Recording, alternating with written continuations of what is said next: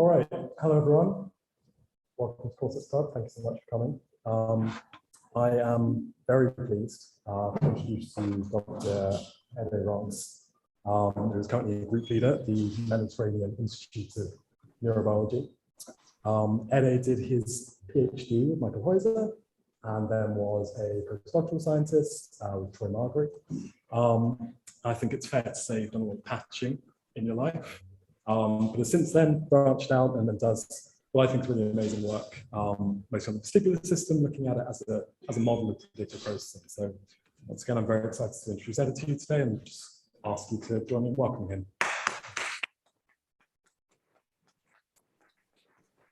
Thank you very much, Aaron. It's very good to be here, especially to be here in person. I spent the day talking to many of you, learning lots of new things. So thank you for that.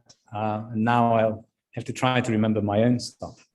Right. So when I started my lab, perhaps, why isn't this not working?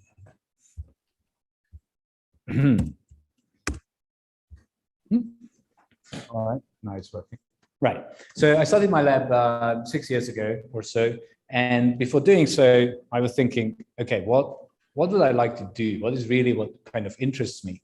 And I'm very much interested in what brains may be doing in a general sense. We all, like to read about cognitive science and consciousness, but I'm a biologist, so I was thinking, how can you kind of bring these two things together?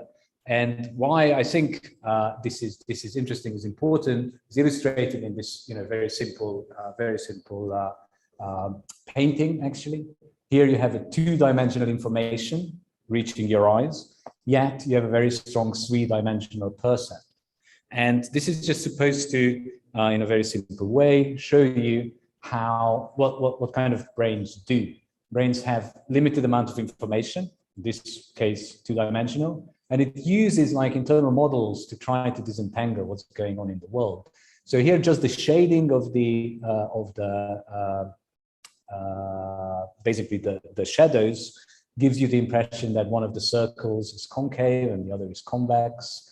And this is because either during evolution or during our upbringing, we learn that light usually comes from above, like the sun or lights.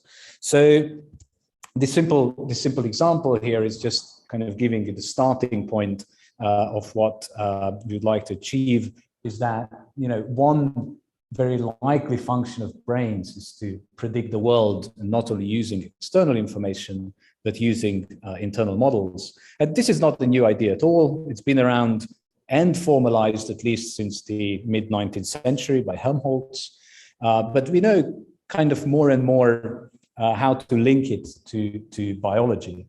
And this is one of the kind of first attempts by Carl Friston back from 2010 to give you an idea how predictive processing, mechanisms of predictive processing can be implemented in brain networks. And here the general idea, can you see? No, you can't. Anyway, so on the left-hand side, the general idea is that this is where the sensory input is coming from, which in terms of predictive processing would mean a prediction error. And on the right-hand side, you'll get where the information from higher brain areas come, and these are generative models and create the predictions. But if you look at this graph, what, if you're a biologist, strikes you is that nothing really looks like this in the brain. So as time is passing and biologists and experimentalists converge. So a few years ago, this was a review about predictive processing, where you have much more kind of biology-like networks and connectivity. And so, yeah, this is just kind of shows you that different prediction errors, either positive or negative, can be signaled either through inhibition or through excitation. So this is kind of getting closer to a biologically realistic model. And then, even more recently, there are now unifying theories which are supposed to link the morphology and function of cortical neurons to such lofty ideals as consciousness. So these are like two classic models, the way we think about consciousness now, integrated information theory and global neuronal workplace theory, both of which basically postulate that different bits of the brain work together to create consciousness. And here I would like you to focus in the middle. So these are layer 5 pyramidal cells, which are assumed to have different inputs in their basal dendrites. These inputs are linked to sensory input. So we can call that bottom up, we can call it feed forward, or we can call it prediction error in the prediction processing framework, while distal tuft dendrites seem to receive information from top-down areas. So this would be like a prediction coming from an internal model. And there's actually a lot of really cool biology behind this, how these two compartments can interact, and the way they interact is actually can account for some accounts of perception. And recently it has been also described that basically cutting these two compartments off is what happens during general anesthesia. So a thalamic input to the oblique dendrites separates functionally these two areas. Right, so this is kind of the evolution over the last 10 years or so of how we are kind of approaching cognitive models of neuronal processing. And when I started, this wasn't really known yet, but what I wanted to start on is, let's make a biological model system where we can study these things. Let's put single neurons in the middle, and partially because we know enough about biophysics to make mechanistical explanations about what happens in a neuron and why that happens, but also because they are really practical handles for experimental reasons. So in our ideal model system, we would need these neurons to receive sensory input in predictive coding, that would mean prediction error, and to receive internal model input, which would be the predictions. And ideally, these neurons would generate an output, which you can then read out systematically. So it has like a behavioral output. Now, of course, the question is, are any neurons like this in existence? I would like to stress the fact that our model system is not unique. It's only unique because we have access to some of these handles, but I strongly believe that the same organizing principle is true across at least the cortex. Right, so this is our quest. Let's try to find a cell type which is suitable. And then we would map their inputs using Rabies tracing. Then we would look at how synaptic input is integrated in these neurons. What is the subcellular distribution of different inputs? And then we can look at where these neurons project, what output they produce, and see if there's any kind of behavioral effect. So again, just to reiterate, the idea is that we build a model from bottom up. So we don't really use assumptions from different brain areas, but we describe these neurons and this local network as much as we can. So then the only unknown what's left is like the enigmatic action of the internal generative models. Right, so this is the Cree line we settled on, and this is called Colgalt 2. It's not functional, what kind of promoter is being used, but they are thick tufted layer 5 neurons.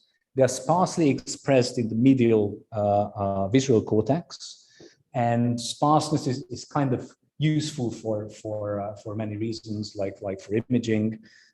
So yeah, we just went through many different Cree lines, and this is the one we settled on because it ticked most of the boxes of requirements. So the first thing we did was Rabies tracing.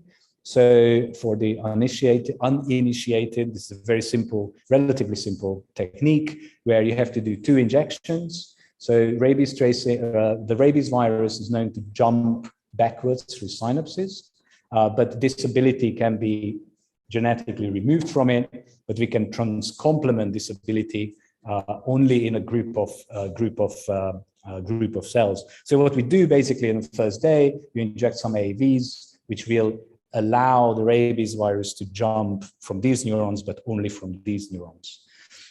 And then we wait for some survival time. We collect all this data on a 2-photon microscope, which is connected with a vibrotome. So basically you get 3-dimensional data of the whole brain at micron resolution. And then that does require a bit of time to analyze. So we are using an automated pipeline, which you can find, Cell Finder. It's very powerful. It's very good to detect neurons and assign them to different brain areas. I very much recommend Cell Finder. It's also very well supported. So this is how this experiment would look like. This is a single slice from the mouse brain. The green cells are the postsynaptic or starter neurons. So these are the layer 5 neurons we are interested in. And then after the rabies tracing experiment, you find the red cells, which are all connected to this group of green cells. And then you can count them. You can count the number of green cells. You can count the number of red cells. And usually people, what they do is that they calculate that how many of the input cells in a certain area versus the number of cells in the whole brain.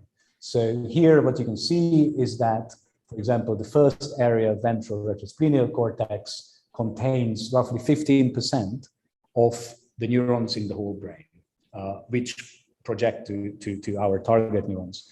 And I would like to spend a few slides somewhat criticizing this approach. And by criticizing, I mean is that everyone's doing these experiments, population tracing experiments, and they often don't really look at at least one very important parameter. So let me try to explain this. As I said, we analyze this data by the so-called whole brain input fraction, and to see how this relates to some other parameters, we've done certain experiments where the number of starter cells we varied between 1 and 2000. We also varied the location where these neurons are. So they are either in primary visual cortex and secondary visual cortex. And then we also varied the cell type. So some of them are cortical, some of them are subcortically projecting, and some of them are mixed.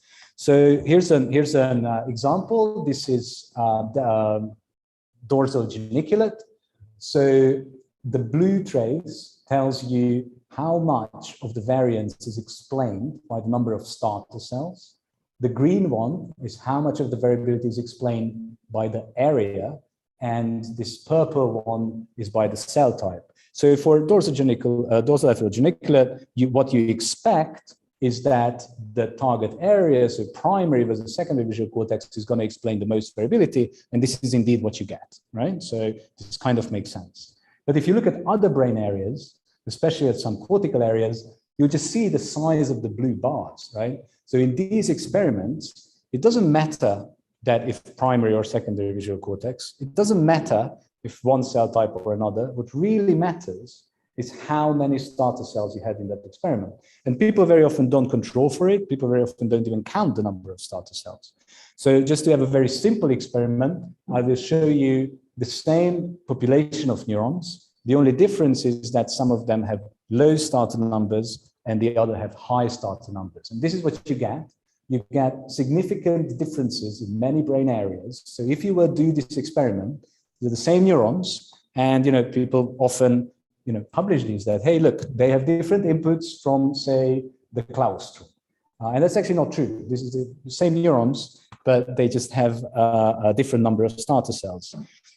And let me just also talk about the convergence index. So another way of analyzing rabies data is when people count the number of starter cells, then for unknown reasons, they get tempted to divide the number of rabies labeled cells by the number of starter cells. So they would say that per single neuron, you get 10 input neurons from this or that brain area. Now, if you actually consider that the changing number of starter cells will never really linearly affect the number of input cells, this convergence index doesn't really make much sense. And this is just really kind of showing you what happens with low and high starter cells. But in every area, the convergence index is different. So if you would use this metric, it would be even worse than the whole brain input fraction metric. And maybe I can go a little bit into why this is, right? So the intuition is that this is because different input areas will have different connectivity rules, but they will also have different initial available pool sizes. So some input area may be much smaller than another one, so it actually saturates much quicker with the number of starter cells. So to show this, we've built a relatively simple model where we have a starter area, those are the orange guys, and there are different input areas, and those are the green guys. And we iterate this model many times, and we pick the size of the input area and the probability of connections from a distribution. This is actually key, that it's picked from a distribution. And then what we get, and here's an example of 5 different brain areas, that as the number of starter cells increase, the number of input cells can increase in many different ways. And by many different ways, I mean, it's kind of always the same function, but it will have different parameters. So this kind of gives you an idea that having like 1 or 2 starter cells will give you a very different result than if you have like 600 starter cells. And that's just kind of shown there on your right, where we look at the low starter and high starter experiments. So basically, depending on parameters of that particular input area, you will get either a smaller or larger whole brain input fraction with different starter numbers. Okay, so the point here is that the number of starter cells matter, and people should really only compare neuronal populations where the number of starter cells is the same. And you can also kind of get a much better biological estimate for input connectivity, but for that you do need to do multiple experiments with different number of starter cells. Right, so after this little detour, let's back to our results. So I'm still kind of representing it in this way, but we're mostly interested in at this point in a qualitative description. So we're interested what are the inputs to our cells of interest, and there are several brain areas here which can carry sensory information, obviously primary visual cortex, but also anterior thalamus, which has a lot of vestibular input and head direction cells. Conversely, for internal model related areas, we have retrosplenial cortex, which is very important in spatial representation, but we also have kind of internal representations of abstract spaces, like in orbitofrontal cortex, which is linked to value in decision making, or anterior cingulate. So here's our model. We have our sensory inputs, which would be vestibular and visual. We have some internal model inputs of space and values. So far, so good. Now the question is how these inputs can combine and what effect they can have. So if you remember in the introduction, I was talking about this idea, which has been experimentally validated in primary somatosensory and primary visual cortex, that exactly these layer 5 neurons, the thick tufted layer 5 neurons, integrate perisynaptic bottom-up information with distal tuft top-down information through nonlinear dendritic mechanisms. So to kind of try to test this initially, we just picked the 2 most obvious areas. For feed forward, we picked primary visual cortex, and for top-down, we picked retrosplenial cortex and did simple slice recordings. So we are recording from medial visual cortex while stimulating retrosplenial or primary visual cortex. And what we get is linear summation. So this is a bit like both surprising and boring. And I'm just showing here that it doesn't really matter what timing you have between the 2 stimuli. You always get the linear summation. So we were somewhat surprised by this, and then started digging deeper into this just by looking at this famous dendritic nonlinearity I was mentioning before. So if you, is this like a point? Is there any pointer-like thing?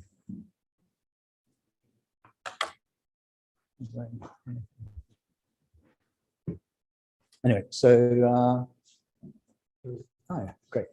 Thank you very much. Yeah, great, excellent. So if you look here, so this is now, we are recording from the soma of layer 5 thick tufted pyramidal neurons in primary visual cortex. We are stimulating the layer 1, so this is a distal input. And when we do that, we in the soma record this EPSP. Now, if we are stimulating the soma with a current injection, we can evoke an action potential. If we would combine these two stimuli together, then you'll get a supralinear summation. You get a burst of 3 spikes. So basically 1 plus 0 equals 3. And this is mediated by a dendritic calcium mechanism. So this is what's known in primary somatosensory cortex, primary visual cortex. It's called backfiring. Now, if you do exactly the same experiments in secondary visual cortex, this is what you get. You actually don't get a supralinearity. You only very rarely get a supralinearity. We found this fairly surprising and then went on to study a different form of dendritic nonlinearity, which regardless also depends on dendritic calcium currents. And here, what you can see is that if you trigger action potentials in the soma of these neurons, which then backpropagates into the dendrites, depending on the frequency of the action potentials, you can engage this nonlinear calcium-based activity. So this is what you get here. The black line is at 50 hertz, and the red action potentials is 120 hertz. And here, if you look at the after depolarization, you can see this difference, and this difference is reflecting the dendritic calcium event. So if you do exactly the same experiment in secondary visual cortex neurons, you basically get nothing. So you don't get this so-called critical frequency. And this is just how we kind of can quantify this. You are increasing the frequency while measuring the after depolarization. And you can see in primary visual cortex, you get the sigmoid function, the so-called critical frequency, while in secondary visual cortex, you never really get that. And we found this, fairly intriguing. This is this measure of excitability versus primary visual cortex, secondary visual cortex. And these neurons are actually our Cree line, the Colgalt of GLT Cree. What we also noticed that if you plot this measure of excitability versus the length of the apical trunk, so this is the part of the dendrite which connects the somatic area with the distal tuft area, there is a correlation. So the apical trunk length seems to account for at least 30% in the variability of the excitability. And this was a bit, at least for me, counterintuitive. So how come you have a shorter dendrite and somehow that makes the cell less excitable? So this is where your Aaron came in to do some modeling. We managed to reproduce this in a very well developed multi-compartmental layer 5 model. So here you get this backfiring activity. Now, if we fit our model to one of our own morphologies, this, as you can see, a shorter apical dendrite, we could never really get this backfiring. Now, with the we had different morphologies, but we couldn't really change the length of the apical dendrite because that's just not something that you can do. You can't really stretch neurons, but you can do it if you use more kind of abstracted models. So there's a very good abstraction of this model, which pulls together into 4 compartments all that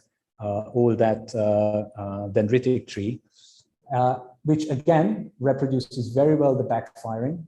So now this red compartment belongs to the tuft and the blue to the apical trunk. And if we were to modulate the length of the apical trunk, then we can actually get rid of this calcium event. And what you can see on this plot, where I'm plotting the length of the trunk versus the color code is the normalized, the integrated membrane potential in the tuft. So basically, the more yellow it is, the more this supralinearity happens. And what this plot is supposed to show is this doesn't really depend on how many calcium channels you have in the dendrite. And this is fairly important because one big difference between these two cell types could be that they have different amounts of calcium channels. It's actually really the length of the apical trunk which makes the difference. And with doing some more modeling, we could show that here, if you look at the blue recordings, these are the backpropagating action potentials, and the longer the apical trunk is, the smaller they become. This makes a lot of sense. Backpropagation, they become smaller. They also become wider. Again, this makes a lot of sense because they are backpropagating and they are getting filtered. Now, the interesting thing is what happens in the tuft compartment. So in the tuft compartment, instead of becoming smaller, they are becoming larger. And this is exactly this increase of the tuft depolarization over longer distances, which then can trigger action potentials calcium spikes. And this is just basically on this panel, we are showing that what's really important is the combination of the width of the backpropagating action potential, and the longer the apical dendrite, the broader the width is, and the peak of the voltage. And again, the longer the apical trunk, the smaller the peak is. So you get this like kind of magic area here where you can get different combinations. But this is what's one relatively simple explanation of how longer dendrites can actually prove to be more excitable. Right. So as an interim conclusions, I just like to so combine that. Okay, we have a cell type. This is a Cree line. They are thick-tufted layer 5s, and they receive multiple sensory inputs, visual and vestibular, and those are top-down inputs, which can represent space or value. And synaptic integration is different to what we would have expected. And this point particularly highlights the fact, and to some extent, justifies our approach to do all these experiments in this particular cell type, because I initially would have just said, okay, this is what happens in primary somatosensory cortex, primary visual cortex. This is what's going to happen in this area as well, right? So let's kind of skip this part. But not skipping it just kind of allows you to realize some heterogeneities in the brain, which otherwise would come back to bite you. So the next part is about where these inputs impinge on the dendritic tree. And this was important because as we have shown that this kind of typical backfiring doesn't happen in these neurons, then these inputs must interact more on a local level. So we were interested in where the different inputs impinge on. And for this, we used a technique called SCRACM, where you inject ChannelRhodopsin construct in an input area, in this case, orbitofrontal cortex, and then in a slice, record from your target area, secondary visual cortex, while shining blue line, excitatory light, at different spots in the grid. So what you can get with this, while recording synaptic currents from the soma, this type of map that if you shine the line, you excite the input synapses at different spatial areas, you can get a synaptic input, and then this can be basically mapped. Another thing what we've done is that we then decided to use the morphology of these neurons to separate where the different inputs come to. So in this example, you would use just this average morphology of how many basal dendrites, oblique dendrites, and tuft dendrites there are to parse apart the different contribution of this input to the different compartments. So I'll show you a few examples. So this is a classic bottom-up example, primary visual cortex, secondary visual cortex. And this is how the input map looks like. Most of the input goes to the tuft. So this is, again, something which is very non-canonical. The canonical view would tell you that bottom-up information comes to the perisomatic area, and is not what you find. And here's the example of the orbitofrontal cortex. which is, again, by definition, it's very much top down because it's very far away from the sensory periphery. And what we find is that most of the input from this area comes to basal and tuft dendrites. So this way we could map different inputs, visual cortex. This is the local input from layer 2-3, and some of the other inputs. And one thing is that this is descriptively interesting because then we can ask questions that how these inputs interact. But it also allowed us to visit some of the general assumptions held about connectivity. So there's something called Peter's rule, which is used a lot in macroscopic connectivity maps, which fairly reasonably postulates that when there's an overlap between dendrites and axons, that's where connections are. So now we can just directly test this. So these are distributions of axonal buttons from the different input areas, and we recorded the functional distribution, and this is kind of what you get. So the dashed line here is the multiplication of axons and dendrites. So there's basically the overlap between axons and dendrites, and the red line is the map of the invoked synaptic inputs. So in this case, you would expect synaptic inputs very close to the pia and synaptic inputs close to the soma. Instead, we get something different. So different areas behave differently. So for example, LP, the thalamic nucleus LP, really follows Peter's rule very well, but some other areas just don't. So this is again a cautionary tale about just following general rules. And this is also something I actually quite like. This is another assumption that people do, is that they say, oh, 50% of the input to the cell type comes from this brain area, so that must be the most important input. So here we quantify the rabies input percentage in black and the total scracum input. So you can look at this as kind of a functional synaptic input, and this is some sort of anatomical synaptic connectivity. And you can see that there's not a very good correspondence. So some areas, like orbital frontal anterior cingulate, you only have a small percentage of the presynaptic cells there, yet they provide a very big input. And retrosplenial, for example, where a lot of the presynaptic cells are, is much more modest. Right. So we've learned that what are the areas where these inputs can interact, and we're going to kind of go down this way and look much more at actual dendritic level interactions. But the last piece of the puzzle was about output connectivity. So this is a whole brain image just projected down into one plane, and this is secondary visual cortex with our target neurons, and all the green stuff is axons. So basically, this is expressing EGFP, and although they project to many different areas, there's one area which kind of really got our attention, and that's the superior colliculus, and particularly the deep layers of the superior colliculus. So these are the non-sensory, more like motor layers, which play a pivotal role in orienting movements, either eye movements or head movements, basically orienting movements. There's also strong projection to the pons, and initially I thought that this could be eye movement related, but turns out it isn't. Pretty much every layer 5 neuron projects to a pons, and it probably goes to the cerebellum through a loop, but it's really unclear what function they serve. Right, so following this superior colliculus hint, we wanted to look at eye movements.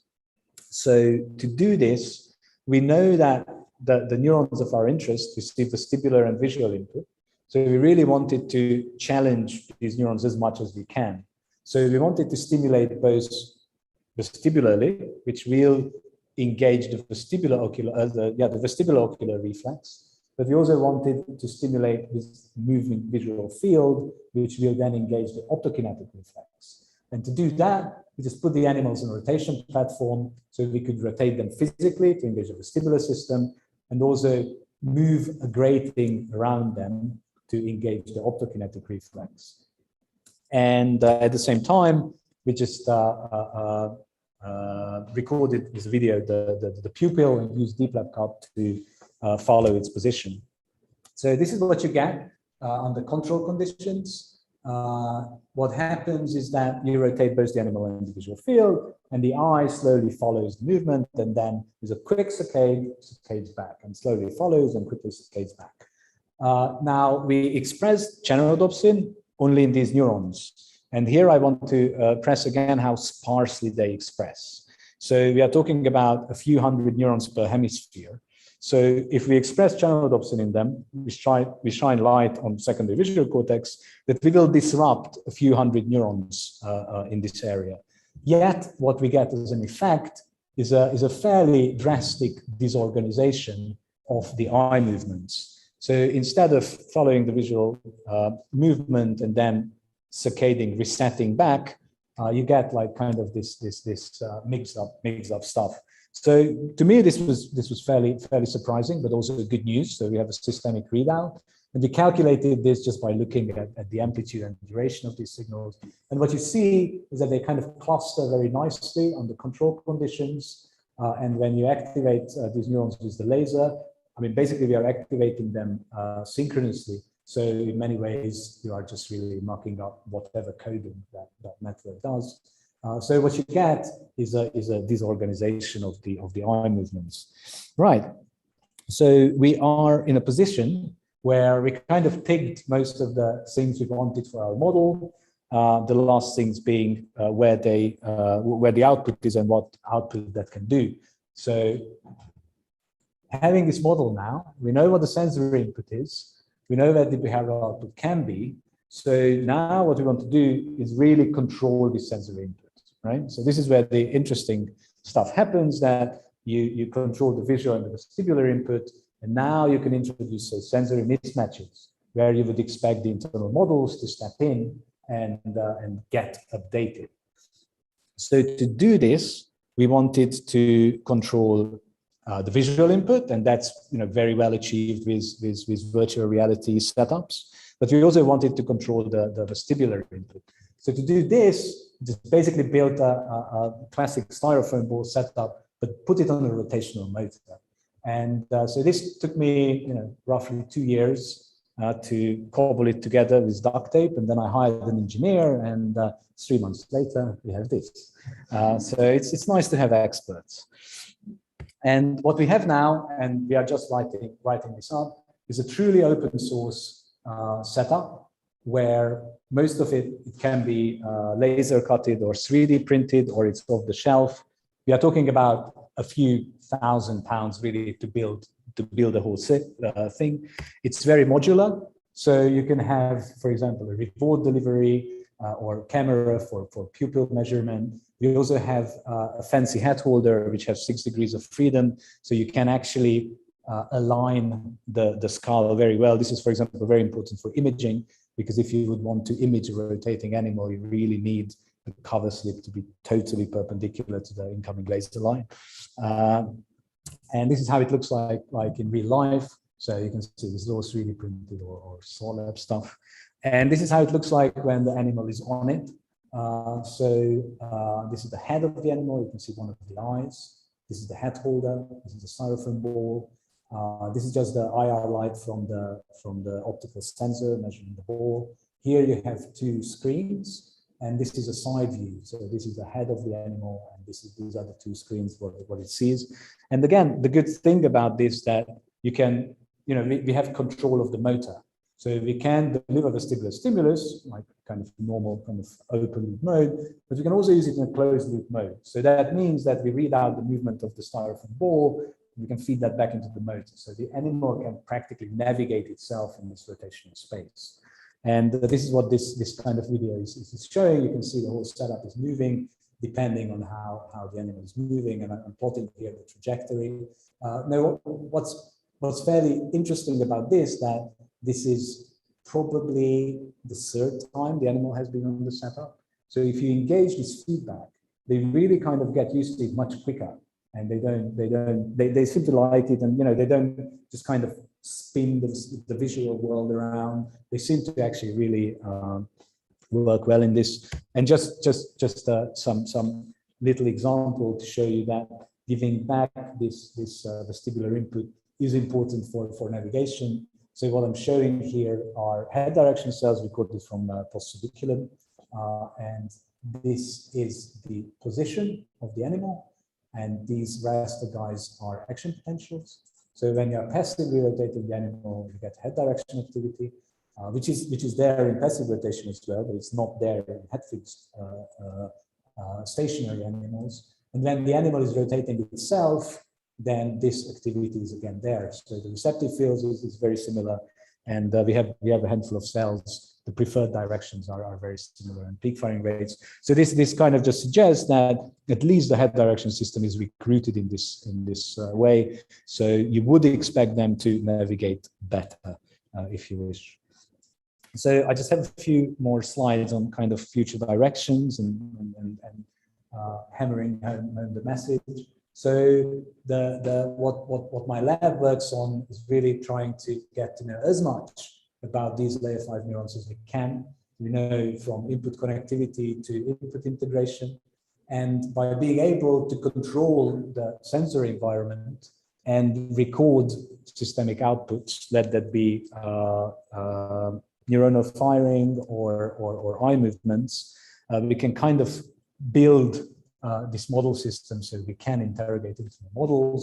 And what I mean by interrogating into the models, I just mean that we can access these by the kind of multi-pronged technology I was highlighting.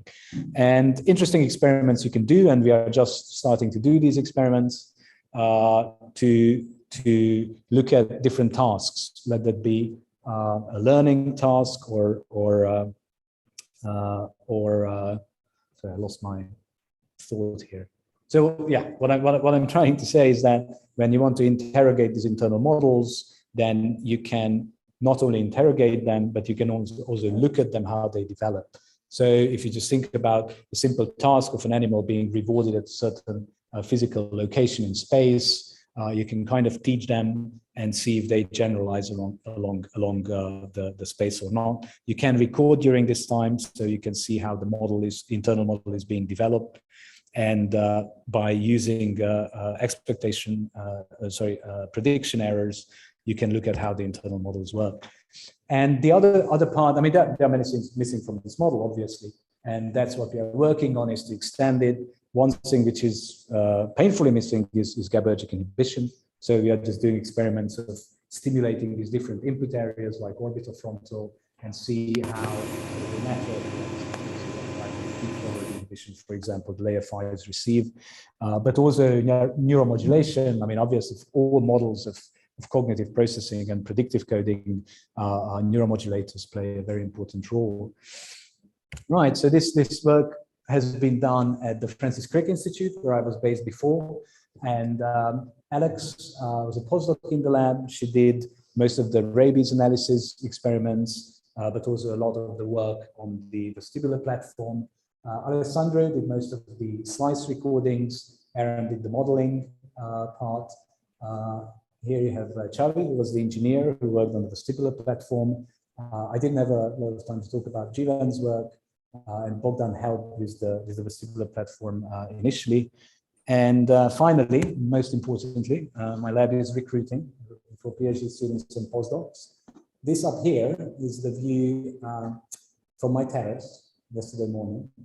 And this is the view from my office. That's not exactly true. It's 20 minutes walk from the office. And Marseille is a really fantastic place. It's a really vibrant city, really on the Mediterranean, surrounded by amazing nature. Thank you very much.